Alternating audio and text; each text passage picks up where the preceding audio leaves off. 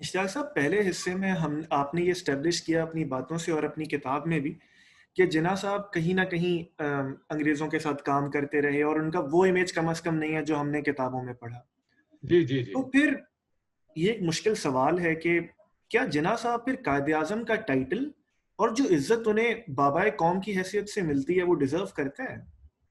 देखें, ये आई थिंक वो डिज़र्व इसलिए करते हैं कि जिन लोगों के लिए उन्होंने एक मुल्क बनाया, उनको बहुत बड़ा चांस तो दिया ना।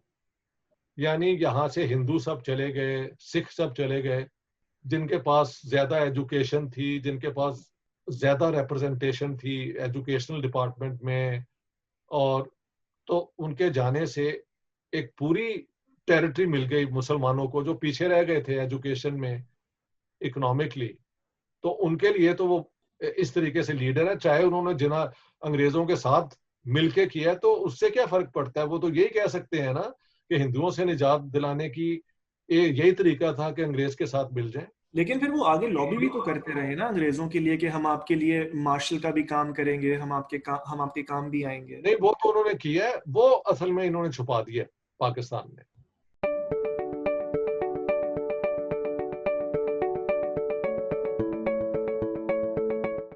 खुशामदीद। आप देख रहे हैं व्यू पॉइंट और मेरा नाम है अब्बास। इस इंटरव्यू के पहले 2 हिस्सों में हम पाकिस्तान की क्रिएशन, आइडियोलॉजी और जिन्ना साहब की पर्सनैलिटी पे बात कर चुके। अगर ईस्ट पाकिस्तान, जो कि अब बांग्लादेश है, उस पर बात ना हो, तो पाकिस्तान की क्रिएशन अधूरी रहती है। इस हिस्से में हम ईस्ट पाकिस्तान, शेख मुजीबुर रहमान और उस तमाम वक्त के मुहर्रिकात को डीकंस्ट्रक्ट करेंगे। तो चलिए डॉक्टर इश्तियाक की तरफ चलते हैं। जब पाकिस्तान आजाद होता है तो चले केओस तो था, रेफ्यूजीज भी आ रहे थे, हमें पैसे भी नहीं हाँ, मिले और सब। लेकिन बहुत सारे लोग ये आर्ग्यू करते हैं कि हमारी मिलिट्री एक तरह से हमें बिहाइंड द सीन्स रूल करती रही, जिन्ना साहब के होते हुए भी, लियाकत अली खान के होते हुए भी, और हमारी अच्छा। ब्यूरोक्रेसी भी बेलगाम हो गई। तो इसको हम किस तरह डीकंस्ट्रक्ट करें? ऐसा क्यों हुआ? बात ये है कि मुस्लिम लीग कोई ऐसी पॉलिटिकल पार्टी भैया नहीं थी जिसके कोई पूरे रूट्स, ये तो 1940s में इन्होंने आके पब्लिक के लिए ओपन की है। हम्म। Until 1940s, it was an elite party of only 1500 members. और उसमें भी किताब पढ़ लें जो अभी उनका, वो उनकी डेथ हुई है, प्रोफेसर डॉक्टर, क्या नाम है उनका, रफीक समथिंग। हम्म। वो मुस्लिम लीग की पूरी हिस्ट्री उन्होंने लिखी है, पाकिस्तानी स्कॉलर थे। और उसमें उन्होंने खुद लिखा है कि ये तो 1500 थे इसके मेंबर, और वो भी अपनी जो है एनुअल वो नहीं थे देते, क्या कहते हैं जो चंदा होता है। हम्म। वो तो 1940 में लाहौर रेजोल्यूशन के बाद इन्होंने, जिस तरह कांग्रेस ने 20 में कर दी थी कि 4 आना मेंबरशिप एवरीबॉडी, वो मैस पार्टी तब बन गए थे, इन्होंने तब जाके बने हैं। तो उस दौरान में मुस्लिम लीग सिर्फ उन मुस्लिम, ये तो वो थे Punjab Muslim, Punjab Unionist party, Sindhi opposition जो थी, जो मुस्लिम लीग के साथ कभी नहीं थी, कभी नहीं थी, जीएम सैयद, ये सारे। और खुदाई खिदमतगार तो आखिर तक खिलाफ रहे। सही है। हाँ जी। जी। ये वहां से फिर टूट के लोग मुस्लिम लीग में आए हैं। ये 43-44 से शुरू हुआ है अपनी पार्टियों को छोड़ के तो मुस्लिम लीग में आने का। और वो सारे इसलिए आए कि जवाहरलाल नेहरू का एक और मैं समझता हूँ स्पीच ने बहुत बड़ा प्रॉब्लम किया था, वो लखनऊ में थी हम्म। कि हम जब आज़ाद हिंदुस्तान होगा तो हम ये जो है जिम्मेदारी सिस्टम को ख़त्म कर देंगे, पेजेंट्री के हकूक बढ़ा देंगे, और सोवियत मॉडल की बुनियाद पे हम इंडिया को डेवलप जी। करेंगे। जी। तो उसको फिर इस्तेमाल किया गया लैंडलॉर्ड्स मुसलमानों के लिए कि भाई देख लो, अगर कांग्रेस की हुकूमत आई तो तुम्हारी छुट्टी है। तो ये तो सारे अपने अपने इंटरेस्ट, वेस्टेड इंटरेस्ट को बचाने के लिए एक मुस्लिम लीग में आए हैं। और हुआ क्या कि जब तक जिन्ना साहब थे तो कोई बोलता नहीं था, बाद में फैक्शनलिज्म शुरू हो गई। सिंध के अपने 2-3 ग्रुप होते थे जो लड़ते रहते थे। पंजाब में नवाब ममडोट वर्सेस दौलताना ग्रुप होते थे, वो लड़ते रहते थे। और फ्रंटियर के अंदर तो उन्होंने कयूम खान को प्रमोट किया था कांग्रेस को तोड़ने के लिए। पीर मानकी शरीफ आ गए, फिर पीर मानकी शरीफ भी छोड़ के वापस खुदाई खिदमतगार में चले गए। तो ये तो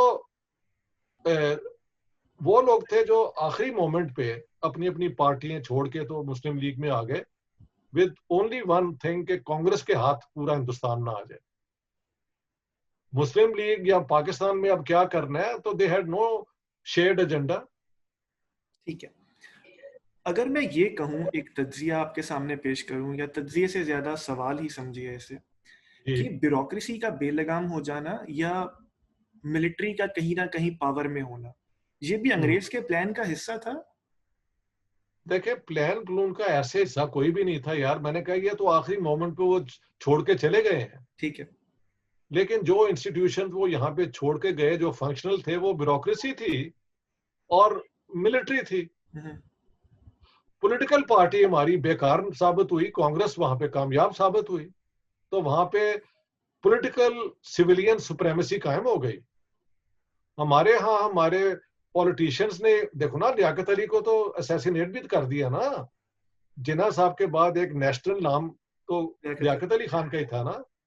जब वो दो नाम खत्म हो जाते हैं तो who would be there, I am as good as you, वो झगड़ा शुरू हो गया। ठीक। तो उसके अंदर फिर कौन सी थी, अगर आर्मी एकदम तो नहीं ना आई, सिविलियन ब्यूरोक्रेसी आई, क्योंकि इंडिया के दौर में भी तो डिप्टी कमिश्नर ही चलाता था अपने डिस्ट्रिक्ट को ना। सारी फ्रीडम स्ट्रगल के लोगों को जेल में तो वही डालता था, आर्मी तो नहीं थी आती। आर्मी तो लास्ट था कि अगर ये ज्यादा चूं करेंगे तब we will come and crush them. तो आर्मी यहाँ पे 53 में आई ना, जब वो एंटी अहमदिया एजिटेशन हुई है लाहौर में, और उन्होंने साबित कर दिया कि with in a few days उन्होंने लॉ एंड ऑर्डर कायम कर दिया। फिर वो वापस चले गए।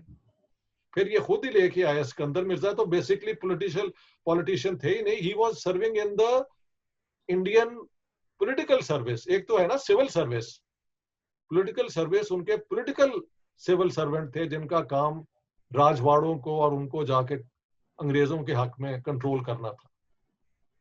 तो वो तो शुरू से ही कोई पॉलिटिकल आदमी नहीं थे। और वो पाकिस्तान बनने के बाद he stayed on in India for a while and then shifted, and how can he become the president of Pakistan यार? वो बन गए इसलिए कि ब्यूरोक्रेसी ने ऐसे ही बंदों को ले आए, कभी चौधरी मोहम्मद अली आ गए, कभी कोई और आ गया।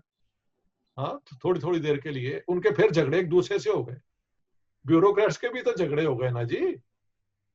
तो वही तो नेहरू ने कहा था कि यार तुम कहते हो पाकिस्तान से बात करो, सुबह आपकी एक हुकूमत होती है, शाम को एक और होती है, मैं किससे बात करूं? तो उसने भी तो तंज की ना जी। और क्योंकि इलेक्शन आप देखें सबसे पहले 1970 में हुआ यार जी। ये कोई इंडिया की कंस्पिरेसी नहीं है, ये बर्तानिया की कंस्पिरेसी नहीं है। कोई आपको इलेक्शन से तो नहीं ना रोक सकता। वो तो लियाकत अली खान ने देखा कि यार हिंदुस्तान में हमारी अपनी, हम नवाब थे, जमीनें थी, एक कंस्टिट्यूएंसी होती है हमेशा जो सदियों से आपकी बनती है। यहाँ पे तो हम एक रेफ्यूजी हैं, और अगर इलेक्शन हुआ तो हमारी तो छुट्टी हो जाएगी या लोकल यहाँ पे आ जाएंगे आगे। तो एक ये फैक्टर है कि उसने इलेक्शन नहीं कॉल किए, और ये ऐसी सियासत होती है यार। ये कांग्रेस नहीं है जिसने इलेक्शन हारे भी हैं फिर जीता है, और हारे हैं भी और फिर जीता है। और बीजेपी ने भी पहला इलेक्शन शायद 16 दिन के बाद, मुझे याद है वाजपेयी साहब ने कहा था कि democracy is a game of numbers and we don't have numbers with us, so they left. और फिर वो उनकी कोalition गवर्नमेंट आ गई थी। फिर 98 में बीजेपी को मैसिव वो मिला है मैंडेट। तो इवन हिंदू नेशनलिस्ट भी जो है उनके इलेक्शन को और उसके रिजल्ट को मानते हैं। हमने तो कोई ईस्ट पाकिस्तान में इलेक्शन हुआ था 1954 में जुगतू फ्रंट का, जैसे 70 में तकरीबन एक ही सीट मिली थी आउट ऑफ 362 उसे वन ऑफ द बंगालीज, बाकी सारे तो अवामी लीग के। उसी तरह 54 में जुगतू फ्रंट स्वेप्ट द इलेक्शंस और मुस्लिम लीग की छुट्टी हो गई थी। इन्होंने वहां पे गवर्नर रूल इम्पोज कर दिया, इलेक्टेड गवर्नमेंट को घर भेज दिया कि ये कम्युनिस्टों की है, इंडियन एजेंट्स की है। तो जब आपके पॉलिटिशियंस का ये किरदार हो तो फिर आर्मी रह जाती है ना जो मुल्क को बचाए। और I was 11 years old when general Ayub Khan came. तो लाहौर की हमारे यहाँ होती है लुटियां डालनी थी लोगों ने सड़कों पे खुशी से कि यार अब शायद पाकिस्तान बच जाए। उससे पहले फूड क्राइसिस होता था, 2 कत्ल हो गए थे। ईस्ट पंजाब की असेंबली का जो बेचारा डिप्टी स्पीकर था, वहां पे झगड़ा हुआ, उसको इन्होंने वो माइक्रोफोन मार मार के मार एंड ही डाइड। इधर इन्होंने कत्ल कर दिया डॉक्टर खान साहब को लाहौर के अंदर, जो डॉक्टर अब्दुल गफ्फार खान के बड़े भाई थे। वो वेस्ट पंजाब के उस जमाने में 1 यूनिट होता था, उसके वो भी रहे चीफ मिनिस्टर या वोटेवर जी, वो भी कत्ल कर दिया। तो ये तो बड़ा, Pakistan was going towards a civil war, I tell you this, ये कोई झूठ नहीं है। तो आर्मी को जब पहली दफा कू हुआ है तो लोगों ने उसे वेलकम किया है, इंक्लूडिंग फातिमा जिन्ना। आपने बताया। हाँ, तो let's not make an easy way out, army bad, politicians good. ये भी एक इंटेलेक्चुअल डिसऑनेस्टी है, ये भी है प्लेइंग द गेम जो आज तक चलती है। No, the army came when it had to come. एक दफा जब आप आ जाते हैं और आपको पावर के अंदर से फिर फवायद भी मिलने शुरू हो जाते हैं, तो आप करप्ट भी हो जाते हैं, एम्बिशियस हो जाते हैं। ठीक है, ऐसे हुआ है। ठीक है इश्तियाक साहब, अब ईस्ट पाकिस्तान की बात करते हैं।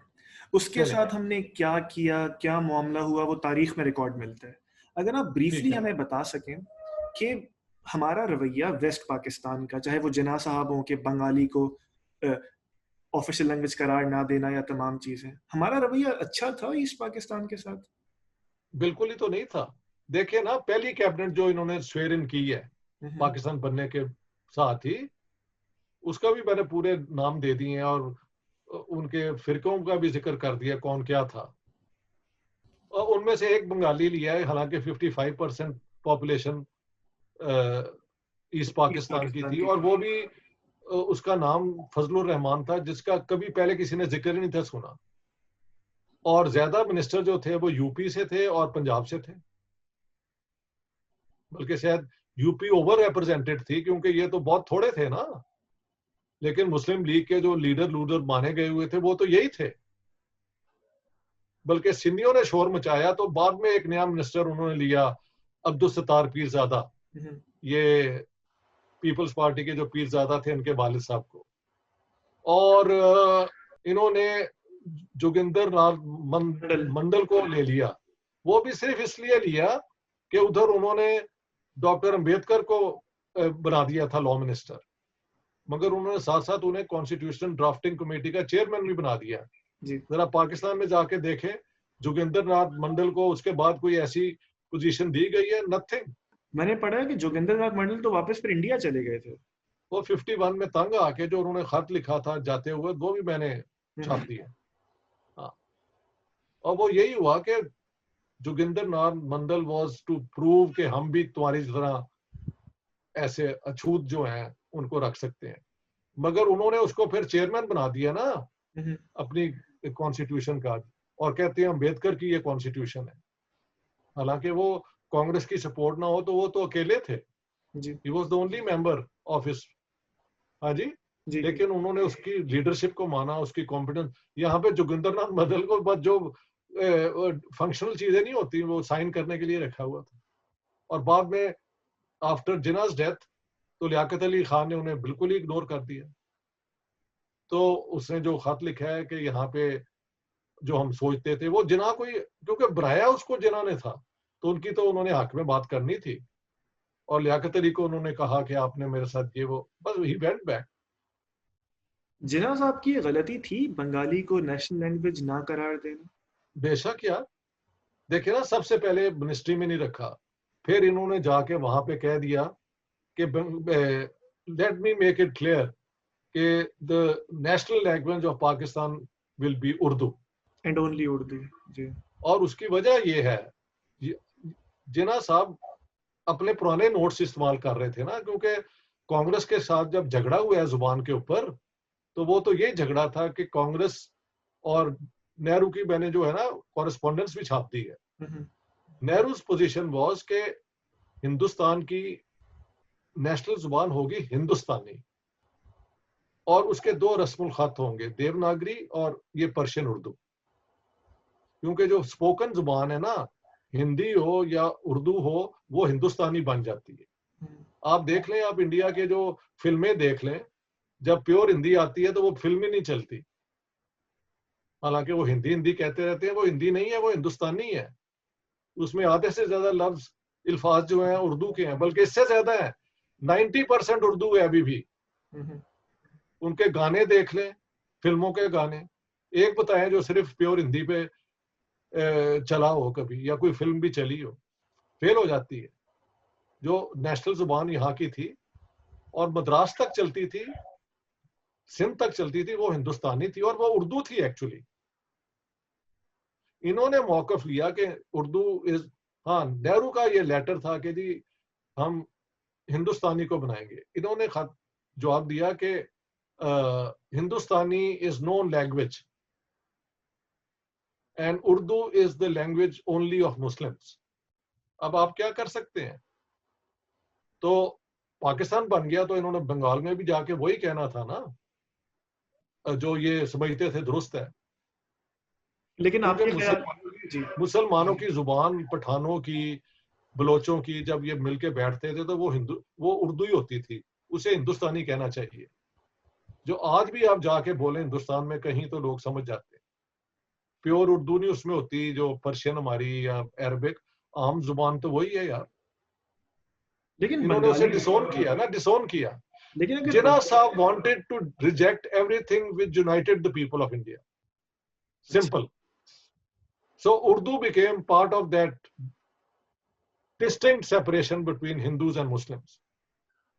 और जिन्ना साहब को तो पता ही नहीं था कि मुंशी प्रेमचंद हिंदू, कृष्ण चंद्र हिंदू, इतने इतने बड़े शायर और लिखारी हिंदू, राजेंद्र सिंह बेदी सिख उर्दू, साथ ही मंटो फिर मुसलमान।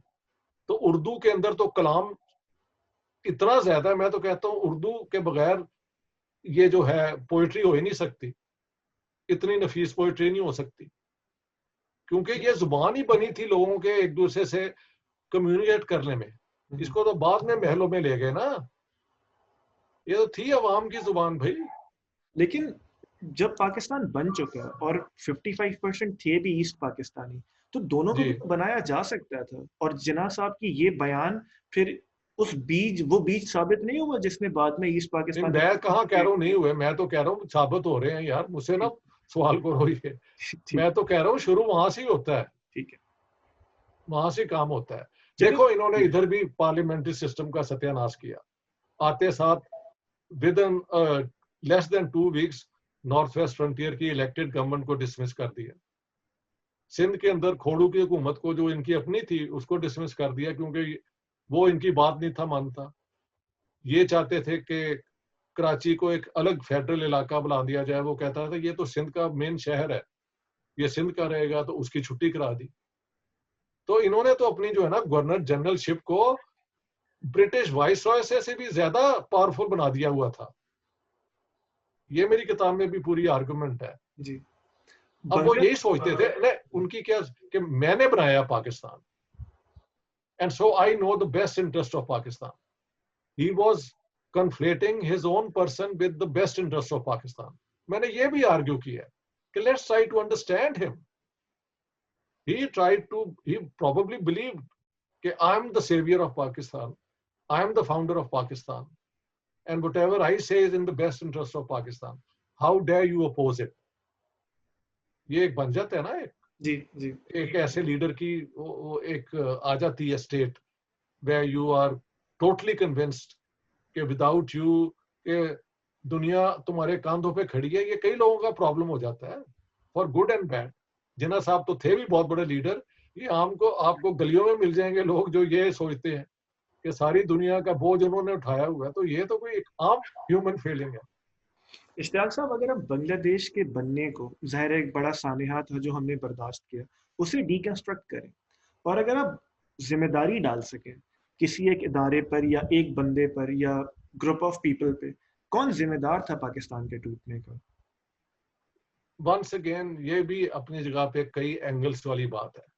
बात यह है कि अगर इलेक्शन आपने होने दिया और रिजल्ट ऐसा आया कि अवामी लीग एक हुकूमत बना सकती है, तो you should have let the Awami league form the government. That's what is constitutional parliamentary theory and practice. Who did not accept it? Yahya Khan did not want that. And who more than that from West Pakistan? Zulfikar Ali Bhutto. तो ये दोनों basically responsible हैं. कौन कितना ज्यादा है इस पे बात हो सकती है. सो इस पे भी ज्यादा टाइम देने की कोई जरूरत नहीं है. ठीक है. जब आपने 6 पॉइंट्स की बुनियाद पे इलेक्शन जो होने दी है, आप क्यों होने देते हैं? उसमें तो जाहिर है कि पाकिस्तान कॉन्फेडरेशन बन रही है, उसकी 2 करेंसीज होंगी और ईस्ट पाकिस्तान अपने लिए वो आर्म्ड मिलिशिया भी रखेगी, तो वो दो कॉन्फेडरेशन तो हो ही गई ना. Why did you let that election be contested on such a basis? I tell you why. इनका ख्याल था कि इतना डिवाइडेड मैंडेट आएगा कि फिर हम वहां ही होंगे सेंटर में, और रिजल्ट जो आया वो किसी के कैलकुलेशन में नहीं था. तो to Yahya Khan because he was the president. मगर याह्या खान की एक बड़ी कमाल की स्टेटमेंट मैं तुम्हें सुना दूं. जून 1947 में he was an instructor at the क्या कहते हैं Quetta cadet college. Cadet college Quetta में अफसर जो थे ना ट्रेनिंग के लिए जाते थे रिफ्रेशर्स कोर्स के लिए. तो Yahya Khan was a very brilliant man by the way. अच्छा. हाँ, he was just a major then. तो इटली के अंदर वो जंग भी लड़े हैं. He was captured by the I think वो कुछ जेल जुल भी काटी है. ये तो बाद में उसे शराबी कबाबी का रोल बाद में किया, और वो शौकीन आदमी था, वो एक और बात है. But he was not incompetent in that way. वहां पे हो रही थी जून 1947 में ब्रेकअप पार्टी. यानी कि अब उन्हें पता था इंडिया डिवाइड हो गया. 3 जून को ऐलान हो गया था ना पार्टीशन ऑफ इंडिया का, कि अब ये भी ऐलान था कि जो ब्रिटिश इंडियन आर्मी जो है वो भी डिवाइड होगी. तो वहां पे ये सारे पीने पुने वाले बैंक्वेट ये सारा वहां पे वो हुआ. तो इनके जो सुपीरियर थे कर्नल सक्सेना, उन्होंने मुबारकबाद दी कि भी हम सारे इकट्ठे थे, हम एक ही थे, अब आपका अपना मुल्क बन रहा है, तो we wish you all the best here. And Yahya Khan gets up and says, sir, what is there to celebrate? Today is a day of mourning. Together we would have been a great nation. Now we will start fighting one another. This is Yahya Khan speaking. And imagine more prophetic than anyone else. You could foresee कि ये कहाँ जाएगा. Irony इसे कहते हैं कि जब तुम फिर प्रेसिडेंट हो, फिर तुम एक स्टेट के इंटरेस्ट को रिप्रेजेंट कर रहे हो ना, वहां पे आप वही करेंगे जो आपकी स्टेट के बेस्ट इंटरेस्ट में आप सोचते हैं. समझ गए आप जी? तो याह्या खान की रिस्पॉन्सिबिलिटी क्या है क्या नहीं है, वो as a president of Pakistan है. और एक आदमी तो कुछ नहीं कर सकता. उसके साथ वो उनके सारे जो कमांडर होंगे, सीक्रेट एजेंसीज होंगी, वो सारी होंगी. पीपल्स पार्टी की अपनी जो क़यादत है, उसकी कोई जो राइट विंग होगा उसकी ओपिनियंस होंगी. ऐसे बात बनती है. शेख मुजीबुर रहमान, आपने अभी 6 पॉइंट्स का भी जिक्र किया. उनके 6 पॉइंट्स या फिर मुजीबुर रहमान के जो आखिरी अय्याम है पाकिस्तान के साथ, उन्हें हम गद्दारी कह सकते हैं? देखो यार, गद्दारी तो वो क्या है कि टेक्निकली तो वो गद्दार नहीं थे. वो तो कह रहे थे मुझे प्राइम मिनिस्टर बनाओ, I will be the prime minister of Pakistan. How can you call him गद्दार? आपने मिलिट्री उसे अरेस्ट करके ले आए यहाँ पे अपना फैसलाबाद लायलपुर में जी. और मिलिट्री एक्शन शुरू कर दिया 25 मार्च को. उसके बाद अगर फिर वहां पे वो एक मुक्ति बहिनी की मूवमेंट चली है, तो एक यही चॉइस थी, या वो चुप करके एक्सेप्ट कर लेते मिलिट्री एक्शन को. नहीं किया उन्होंने. उनको इंडिया से सपोर्ट भी मिल गई. समझ गए आप जी? अगरतला में शायद ये गए भी थे और वहां पे कुछ बातें भी हुई होंगी. That's possible. पॉलिटिशियन ये करते रहते हैं आगे पीछे जाके बातें. मगर अगर ये इन्हें पता था तो इन्हें इलेक्शन क्यों लड़ने दिया? अगर तरह का तो पहले पता था ना, जी व्हाई जी। Did they let 6 points be the basis of an election? इन्होंने लीगल फ्रेमवर्क ऑर्डर बनाया था ना, उसमें था कि आइडियोलॉजी ऑफ पाकिस्तान के खिलाफ कुछ इलेक्शन कैंपेन में नहीं हो सकता। तो ये भी कर देते कि 6 points is subversive of Pakistan, we will not let anyone contest elections, find another platform, another manifesto. नहीं किया इन्होंने, उसकी वजह है कि इनके पास कोई स्ट्रेटेजिक थिंकिंग नहीं है, ये एड हॉक थिंकिंग होती है। चंद जनरलों ने कह दिया, ब्यूरोक्रेट्स ने कह दिया नहीं जी यह कर दो, एंज हो जाएगा, और वो इन्होंने कर दिया बगैर सोचे समझे, क्योंकि इनकी कोई नेशनल स्ट्रगल नहीं है भैया। इन्हें तो मुल्क मिल गया without one day of struggling against British imperialism. इनकी ओवरनाइट प्रमोशंस भी हो गई फ्रॉम मेजर टू ब्रिगेडियर, और आर्म डिप्टी कमिश्नर से ये कहां से कहां पहुंच गए। इश्तियाक साहब, ऐसे इस हिस्से का आखिरी सवाल, जी बांग्लादेश का बन जाना और ईस्ट पाकिस्तान का टूट जाना, ये टू जी, नेशन थ्योरी की नाकामी थी? देखो एक और भी बात है, प्लीज। सिर्फ अप्रैल 1947 में ये डिसाइड हुआ कि ईस्ट पाकिस्तान पाकिस्तान का हिस्सा होगा। उससे पहले जो मूवमेंट थी वो ये थी कि ये एक होगा वेस्टर्न पाकिस्तान और एक होगा eastern Pakistan, two independent countries. बाद में जब एक कांग्रेस ने कहा कि नहीं, हम पंजाब और बंगाल में भी कराएंगे रेफरेंडम, पूरे ये प्रोविंस नहीं जा सकते पाकिस्तान को, तब वहां पे एक ग्रेटर बंगाल मूवमेंट शुरू हुई, जिसमें सुभाष चंद्र बोस के भाई और ये जो हैं सोहरावर्दी, इन्होंने कहा कि नहीं हम एक यूनाइटेड बंगाल बनाएंगे। मगर इसकी ऑपोजिशन नाजमुद्दीन चाहते थे कि नहीं, बंगाल टूटे और मुस्लिम बंगाल जो है वो पाकिस्तान का हिस्सा बने। ये भी मेरा उस किताब में आ रहा है। तो इसके कई एंगल्स हैं, और पाकिस्तान का हिस्सा ही वो बड़ी आखिर में मिले। अब वो जो पीसफुली अलग हो जाते तो अच्छा था, इतनी बड़ी सिविल वॉर के बाद होना ज्यादती है। They are better off alone there. यार हमारा कोई तरीका ही नहीं उनके साथ एक स्टेट बनाने का। वाई? कोई हम अमेरिका थोड़ी है जो जाके एक और दुनिया में, एक उन्होंने बेहल हवाई वो है पैसिफिक में, ये वो उनके रिसोर्सेज और हैं, वो एक सुपर पावर है। हमें तो अपने खाने को नहीं था, कई साल तो अमेरिका से वो फ्री फूड आता रहा फ्रेंडशिप के साइन के तहत। ये तो ग्रीन रेवोल्यूशन बाद में 60s 70s में हुई है, तो हमने अपनी बीट को दोबारा खाना शुरू किया है। और ईस्ट पाकिस्तान तो बिल्कुल भूखों था भैया। अब देखो how well they are doing, क्योंकि वो इंडिया के साथ टक्कर में नहीं आए हुए, उन्होंने उस पर स्पेंड कोई नहीं किया, उन्होंने अपनी औरतों के राइट्स को मजबूत किया, एनलाइटेंड हुकूमत है, बच्चे कम पैदा करते हैं, हाँ जी, औरतों को एम्पावर किया, हाँ जी, और वहां पे उनकी पॉपुलेशन जो रेट ऑफ ग्रोथ है वो भी कम हो गया। उनकी मैन्युफैक्चरिंग इंडस्ट्री, वहां पे तो कॉटन उगती कोई नहीं थी। There is no cotton in Bengal. ये तो सारा वेस्ट पाकिस्तान में से होता था। 60s के अंदर Pakistan was a major textile industrial country in the third world कह लें आप। हमारी वो भी ठंडी हो गई। We are the only country in the world जो इंडस्ट्रियलाइजेशन से डी इंडस्ट्रियलाइजेशन की तरफ गए। अच्छी भली इंडस्ट्रियल बेस को इन्होंने श्रिंक कर दिया। ठीक है, तो पाकिस्तान की तो कई कहानी है यार। इश्तियाक दे साहब। Have no vision, they have never had a vision.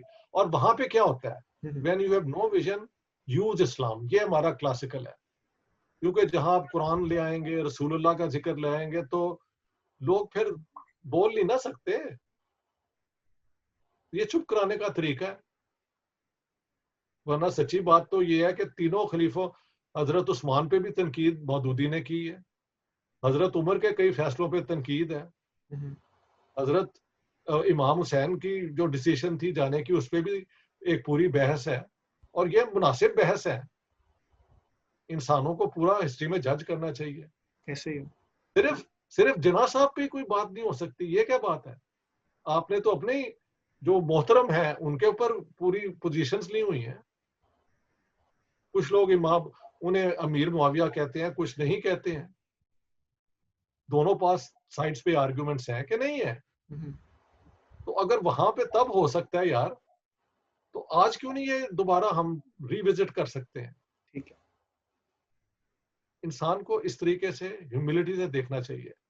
इनके पास ब्लैकमेल करने का एक ही तरीका है कि जहां मैं कोई ऐसी बात कर दूं, कुफर का, ब्लास्फेमी का लगा दो, और कभी सेक्टेरियन को भी लगा दो। अगर सेक्टेरियन मेरा नहीं मिलता तो कुछ कह दो कि ये तो वही दैरिया है, या जो मर्जी आप कहते हैं, ये तो है ही इंडियन एजेंट। मुझे कई लोग इंडियन एजेंट कहते हैं कि तुम इंडियन क्यों क्यों नहीं चले जाते?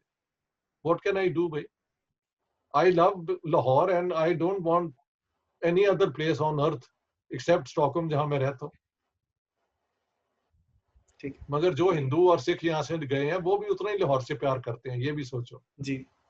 तुम्हारे बुजुर्ग में हर यूपी से आए हैं, उनसे कभी पूछना, वहां की कहानियां सुनाती थी वहां की जो दादी मामा थी ना, जी। हर एक को अपनी धरती से एक अजीब इश्क होता है। जी। तो ये कोई ऐसी बुरी बात नहीं है। रसूलुल्लाह भी आ गए मदीने तो मक्के को याद करते थे, because that's where he spent his childhood.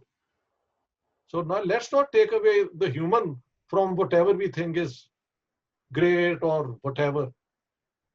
The human is only interesting. जी। परफेक्शन तो खुदा में है भाई, उस फरिश्तों में होगी, इंसानों में कहाँ पे परफेक्शन होती है?